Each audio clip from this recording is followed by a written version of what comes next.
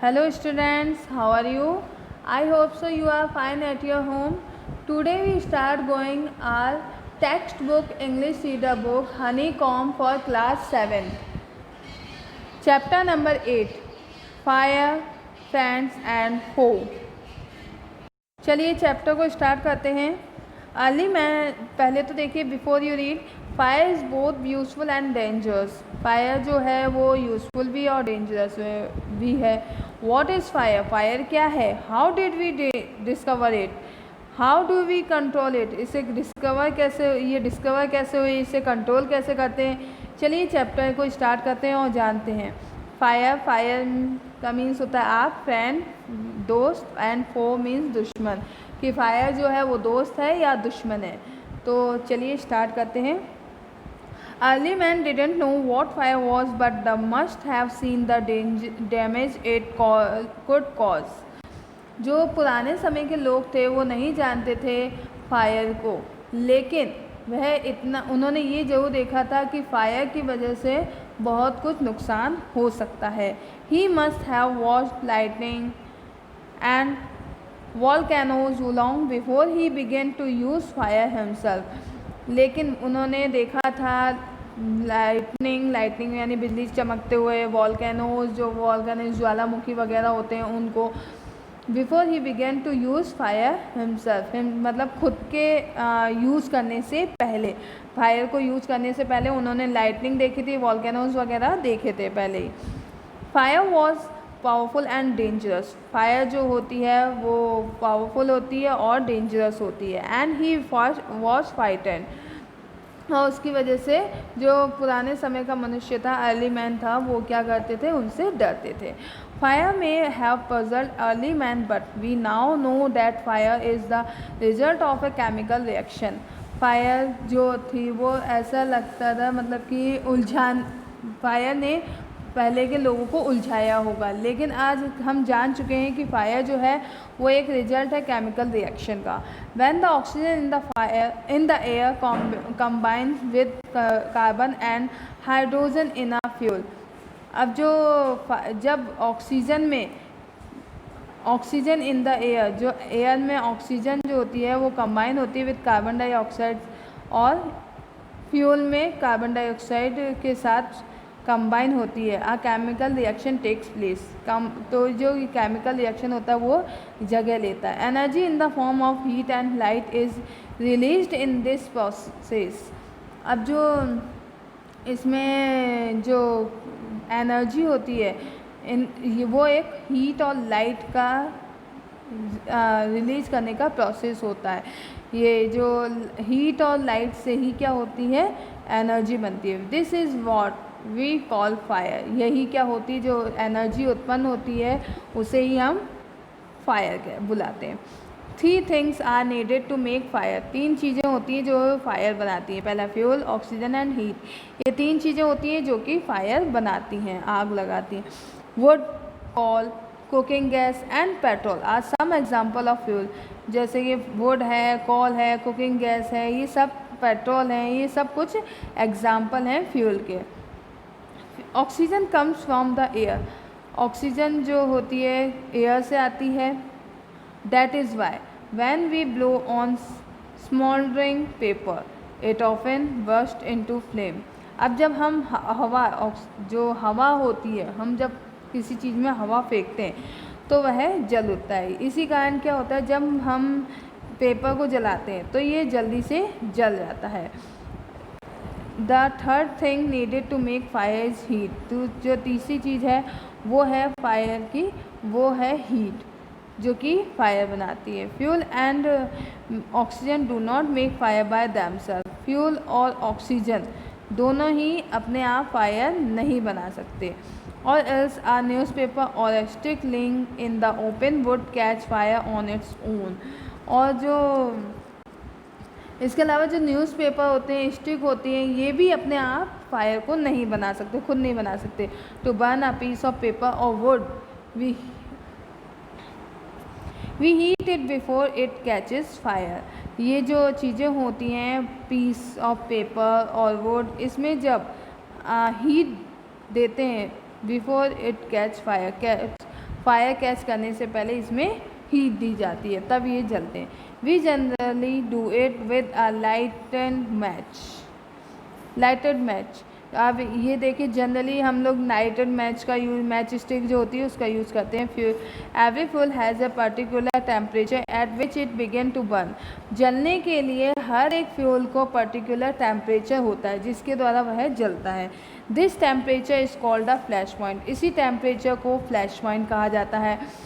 और Kindling temperature of the fuel, और इसे किंडलिंग टेम्परेचर भी कहते हैं फ्यूल का।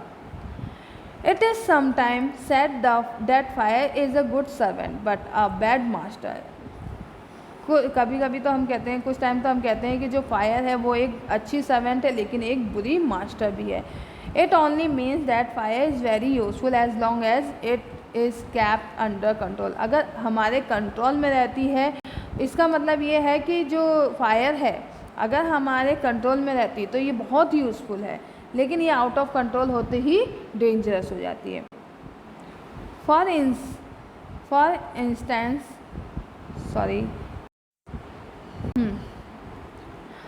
इसके बाद देखिए कि अगर इसे मतलब अंडर कंट्रोल हो जाती है, अंडर कंट्रोल रहती है तो ये यूज़फुल होती है, आउट ऑफ कंट्रोल हो जाती है तो ये डेंजरस होती है। For instance we use it to cook our food, warm our home in winter and to generate electricity. अब देखिए यूज़ कैसे है कि हमारे घर में खाना बनाने के लिए, घरों को सर्दियों के समय में गर्म करने के लिए, इलेक्ट्रिसिटी जनरेट करने के लिए ये बहुत ही यूज़फुल है। But on the other hand, अगर दूसरे हाथ देखा जाए, it fire gets out of control it can be very dangerous. अगर ये जो गैस जो फायर होती है अगर आउट ऑफ कंट्रोल हो जाती है तो बहुत ही डेंजरस हो सकती है। Each years thousands of homes and shops are damaged by fire. हर साल थाउजेंड्स जो घर और शॉप्स जो होती हैं वो डैमेज होती हैं, किससे? फायर से। Vast area or forest are also destroyed and hundreds of people are killed or injured. और बड़े एरिया में, वास्ट एरिया में, फॉरेस्ट के वास्ट एरिया में भी डिस्ट्रॉय होते हैं, 100 पीपल्स और मारे जाते हैं और हज़ारों लोग क्या हो जाते हैं? इंजर्ड हो जाते हैं। Just as 3 things are needed to start a fire. सिर्फ ये 3 चीज़ें ही होती हैं, कौन कौन सी, जो कि हमने पहले पढ़ ली हैं। एक तो हीट, दूसरा 3 थिंग्स कौन कौन से? Fuel, oxygen and heat. तो ये 3 चीज़ें ही होती हैं जिससे जो फायर होती है वो स्टार्ट होने के लिए आवश्यक होती है। There are 3 main ways in which fire can be put out. और यही मेन वे हैं, 3 मेन वे हैं जिससे कि फायर जो होती है वो पुट आउट हो जाती है, मतलब बहुत ज़्यादा भड़क जाती है। In each one of the 3 things needed for burning is taken away. और यही तो 3 चीज़ें होती हैं जिससे कि जिनमें मतलब बर्निंग, जलने के लिए इसकी आवश्यकता होती है। ये 3 चीज़ों की है। For example, we can take away the fuel if the fire has no fuel to feed on, no burning can take place. We often let a fire die out simply by not adding more fuel to it.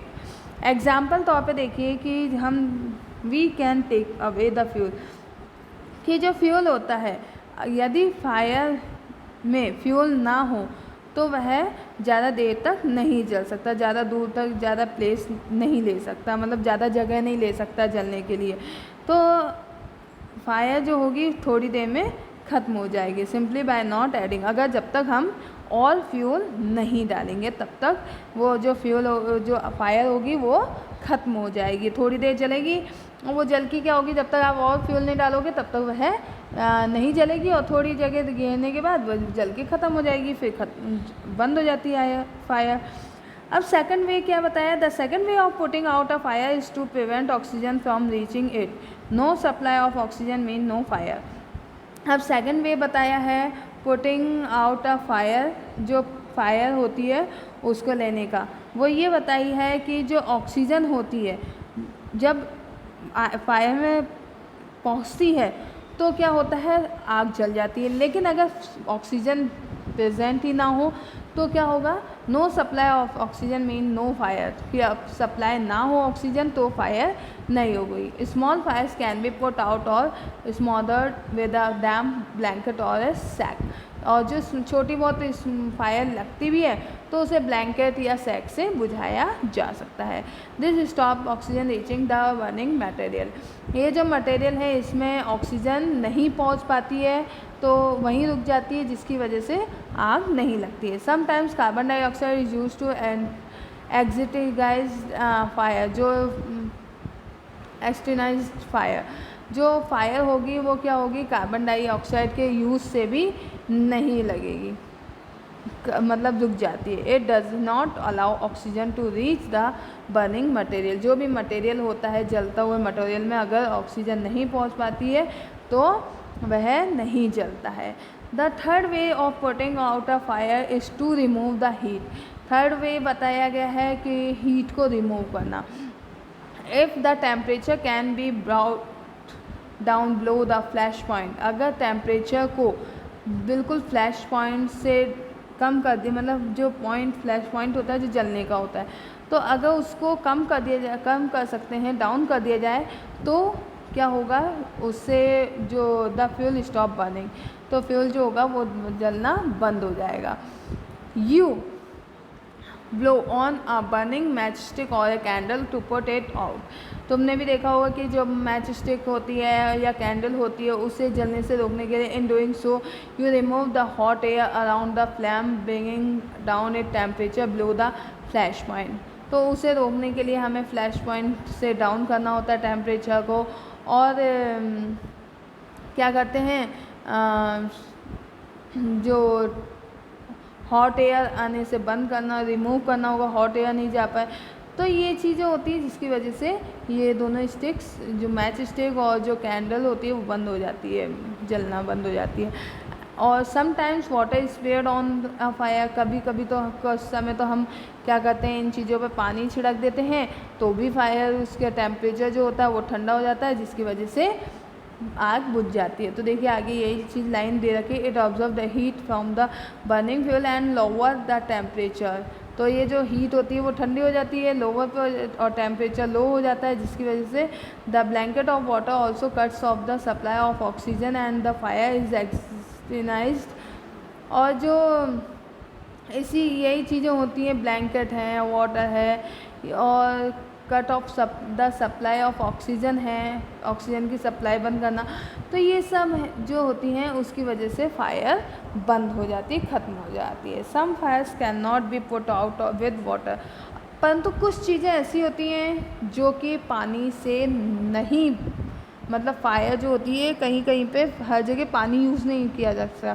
क्योंकि जो fire होती है some fires can not be put out, कि fires जो कुछ Fyers होती है वो बिल्कुल भी पानी से बंद नहीं होती हैं, ख़त्म नहीं होती है। Water is spread on to an oil fire, यदि पानी आप ऑयल फायर पे स्प्रे करोगे तो the oil will float on the top of the water, जो ऑयल होगा वो पानी के ऊपर फ्लोट करेगा, तैरेगा, ठीक है ना, पानी के ऊपर ऑयल जो होता है वो पानी के ऊपर आ जाता है, तो क्या होता है water and continue to burn, तो पानी के ऊपर top of the water, water के ऊपर आ जाता है तो कंटिन्यू बर्न और ज़्यादा होने लगती है, कंटिन्यू जलने लगती है। This can be very dangerous, और ये बहुत ज़्यादा डेंजरस हो सकता है, because water can flow quickly, क्योंकि वाटर पे जो ऑयल होता है वो क्विकली तैरने लगता है। Carrying the burning oil with it and spreading spreading the fire, और जो ये बर्निंग ऑयल होता है वो वाटर पे कैरिंग होता है, उसे ले लेता है और इस पर और फैल जाता है, जिससे फायर जो होती है वो और ज़्यादा फैल जाती है। Water should also not be use on fire caused by electric appliances, अब जो वाटर होता है वो वहाँ पे भी यूज़ नहीं किया जाता है जहाँ पे इलेक्ट्रिक अप्लायंस होते हैं, मतलब कि जो इलेक्ट्रिसिटी चल रही होती है उस पर भी नहीं होते, जैसे तार वगैरह होते हैं उन पर भी इलेक्ट्रिक जो तार होते हैं उनमें अगर फायर लग जाती है तो उस पर पानी नहीं डालना चाहिए, उससे क्या होता है कि अगर आप पानी डालोगे तो आपको करंट भी लग सकता है। The person spraying water might receive an electric shock and be killed, और जो पर्सन जो कि पानी छिड़क रहा है उस पर डाल रहा है वो क्या कर सकता है, इलेक्ट्रिक शॉक ले सकता है और उससे मर भी सकता है। A carbon dioxide extinguisher is the best thing to fight an electrical fire, sorry extinguisher है ये, एक्सटिन्यूजर, हाँ तो मैं तेरे से वो कर रही हूँ, एक्सटिन्यूजर है ये, is the best thing of fight can an electric fire. जो एक कार्बन डाइऑक्साइड होती है वो क्या हो सकती है, फाइट कार्बन डाइऑक्साइड जो होती है वो बेस्ट थिंग्स होती है इलेक्ट्रिकल फायर से फाइट करने के लिए। तो चलिए देखिए आगे क्या है। We spend million of rupees each years in fighting fire, sorry, हम मिलियन रुपीज़ जो हर साल मिलियन रुपीज़ खर्च करते हैं फायर से फाइट करने के लिए। And we spend more trying to find new way of preventing fires from happening and getting out of control. और हम हज़ारों मिलियन रुपीज़ जो होते हैं वो खर्च करते हैं फायर से फाइट करने के लिए, और बहुत कोशिश करते हैं कि नया रास्ता मिल जाए फायर को कंट्रोल करने का, है ना। On the whole we have learn whether well to control fire and put it to good use in our every day life. अब हम जो सीखते हैं कि कैसे अच्छे से कंट्रोल करते हैं फायर को, और इसका गुड यूज़ जो है हमारी डेली लाइफ में यूज़ होता है उस सब पर। तो long ago there were no fireman. जब पुराने समय में, लॉन्ग अगो जब पुराने समय में फायरमैन नहीं हुआ करते थे, when fire broke out everybody became a fire fighter. तो क्या होता था कि उस समय जब आग लग जाती थी तो हर जो वहाँ का आदमी होता था वो हर एक आदमी फायर फाइटर होता था। पीपल फॉर्म ह्यूमन चैन, जो पीपल्स लोग होते थे वहाँ के वो एक ह्यूमन चैन बना लेते थे, they still to it required and passed buckets of water from a well or pond to the blaze. और वो क्या करते थे कि पॉन्ड या फिर कुएं वगैरह इनसे क्या करते थे, पानियों की बाल्टियाँ भर भर के एक दूसरे को पास करते थे। Now there are law about building construction which ensure that space is left between building to reduce the fire risk. अब देखिए, अब जो हैं लॉज बिल्डिंग कंस्ट्रक्शंस जो होने लग गए हैं उसकी वजह से जो स्पेस है वो क्या होने लगा, ख़त्म होने लगा है बिटवीन किसके बीच में, बिल्डिंग के बीच में। तो रिड्यूस द फायर रिस्क, उसकी वजह से फायर रिस्क होता है। तो वहाँ पे जो बिल्डिंग्स होती हैं उनमें स्पेस रखा जाता है। Every new building specially a public place must ensure observance of fire prevention norms. तो मोस्टली जो होते हैं वो एवरी न्यू बिल्डिंग, हर न्यू बिल्डिंग के लिए बनने से पहले क्या होता है कि उसमें पब्लिक प्लेस के से थोड़ा सा स्पेस रखा जाता है और उसमें ऑब्जर्व करने के लिए फायर प्रिवेंस नॉर्म्स लगाते हैं जो वगैरह, जिससे पता लगे। Bands of fire fighting workers with specially equipment known as fire brigades. और इन लोगों के लिए विशेष प्रकार से स्पेशल वर्कर्स रखे जाते हैं, फायर फाइटर, जो कि अच्छे से फायर को बुझाना जानते हो। And are there to put out fire. Fire fighters are highly train people. Fire fighters जो होते हैं वो पूरी बहुत हाईली ट्रेन किया जाता है उन लोगों को।